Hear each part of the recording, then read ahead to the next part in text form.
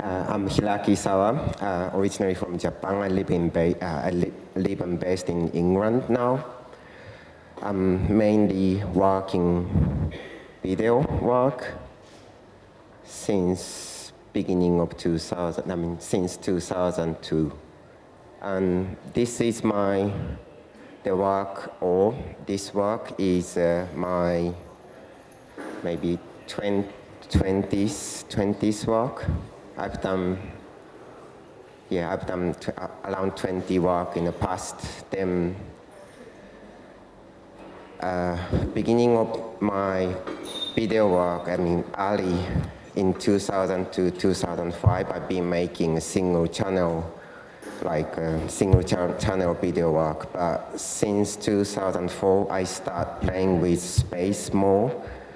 I'm using video and projection and monitor, but I try to play with installation, how to install the work in a specific gallery space or wherever I've got opportunity to show the work. This work was big production for me. It started, I guess, I had to research Australia. Before I produce this work, I had to start research the Australia, because when I got the contact from GOMA to ask me to participate the APT6, they kind of commissioned me to make new work for this exhibition, and they wanted me to make maybe something about Australia. But for me, it was really difficult because I'm Japanese living in England, and I've been to Australia once in 2006 or 7. And I didn't know really much about Australian history or culture. So it was really difficult to start with for me, to be honest. But the GOMA in this April, curator Suhanya and the other member of gallery invited me to Australia, and then they flew me to Northern Territory in central Australia, and then spent some time in desert, because I love a sand dune and like dry kind of big field. That's why I'm being fascinated recently. So they thought it's good to me to be in the desert and then spend some time to get some idea for the new work. And I went there, I flew to Alice Springs, and then I had one guide with car, driving in the desert, camping, and spending, cooking, sleeping in the night in the sky. I didn't have a tent, I had a swag, and I thought that's great object great mattress to have, because I love camping, but if you have a tent, you have to build it every night. But the swag, it was like just roll up and then, it's easy, and I loved it. And so anyway, for 10 days, I really enjoyed in the desert. It was really hard, because it's the autumn time in Australia, but it's still hot and it's really dry.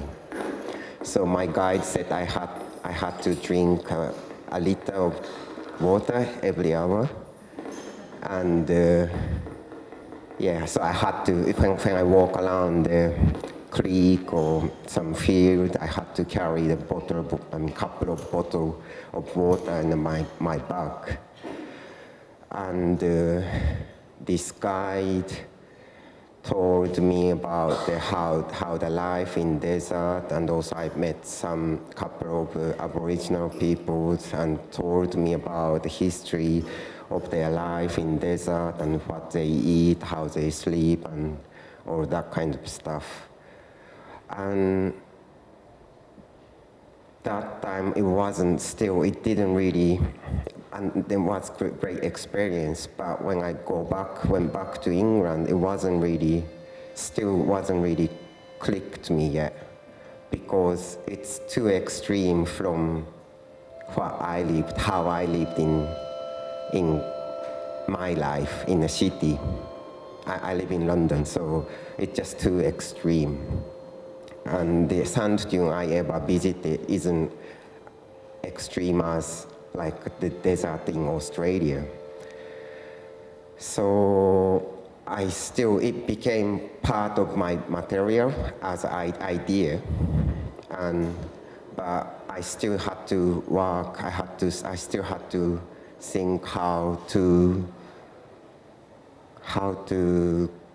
cook this idea of desert and living in desert, being in desert, and the what I've got from my life, which I've been working on. That's that is more like my general practice, studio practice. So I try to combine those ideas. It was really hard. And then still, maybe that's most important to talk now, but every time I produce the work, and then I just finished this work last week, and a week before, the video editing, everything finished 2 weeks ago. So the work is still too close to me, and I can't really talk. I would love to tell you, but I can't really tell you really yet. Maybe I need a year or 2 years. Then maybe I can start telling you about why I thought the idea of this work is called circle, and then I thought this idea or the circulation orbit is something to do with more any kind of our activities, like in life in the city, life in the desert, also somehow related to the circle. So that's why I wanted to make something circle. So the circle or spinning, or make it some round stuff. So the way I install the screens, kind of surrounding, it's making O shape. It's not quite O, but it's rounds. It's kind of 360 degree or whatever, maybe it's not quite. And then the speaker itself spins, sound itself spins.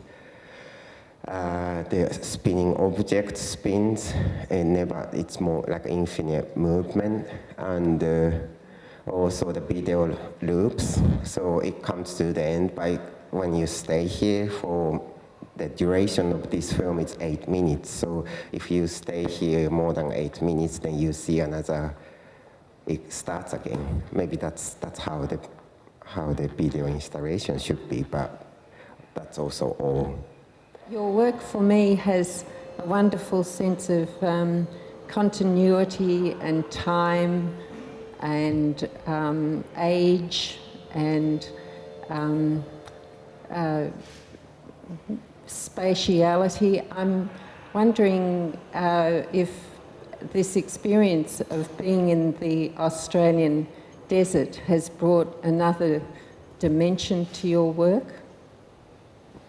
Yeah, as an experience, yeah, it did really. I mean, yeah, it was a great experience, and then I'm still few things I want to work with about Australian landscape, which I couldn't really digest yet and put in the work, but I'm definitely got some more idea from Australian landscape this time I wanted to go back to Central Australia, but I just didn't have a time. I have to leave soon, so. I warn you, it's addictive.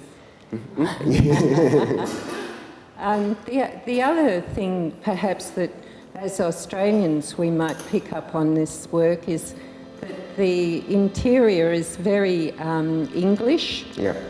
And to juxtapose this English interior, and certainly it has a sense of great history to it, with the Australian landscape in its very eloquent guise. It does speak of our history, and I'm wondering if you were picking up on that. History. It's not quite history, I think just a matter of time. The Australian landscape, for example, my guide told me why the Australian landscape is so red. It's because of aged, oxidized. The steel mineral in the sand oxidized, so it became red. And that needs long times, had to stay there for a long time to be oxidized. The surface never changed. And that's something to do with time. And this housing, the interior, the house also time.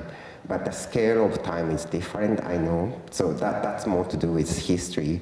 But I'm fascinated to the time. So, you can't really measure two stuff. Maybe if you talk about history,